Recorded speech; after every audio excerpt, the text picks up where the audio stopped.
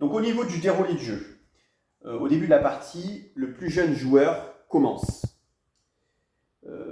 Ici, on va vous présenter une partie qui a déjà commencé. Et il y a deux possibilités lorsque c'est au tour du joueur de jouer.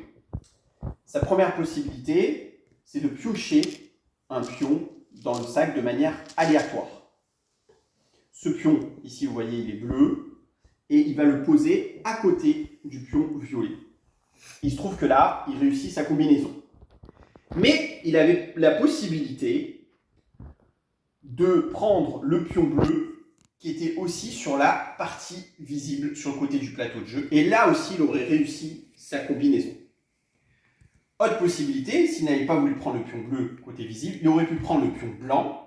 Comme je l'ai dit précédemment dans une autre vidéo, le pion blanc remplace n'importe quel autre pion pour pouvoir réaliser la combinaison.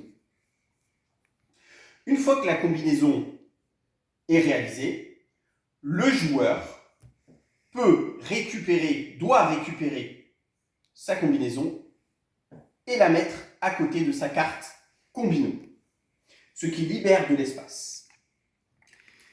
Il faut savoir que à chaque fois qu'un joueur pose un pion sur le plateau de jeu, les autres joueurs ont le droit de se servir de ce pion pour pouvoir réaliser leur combinaison.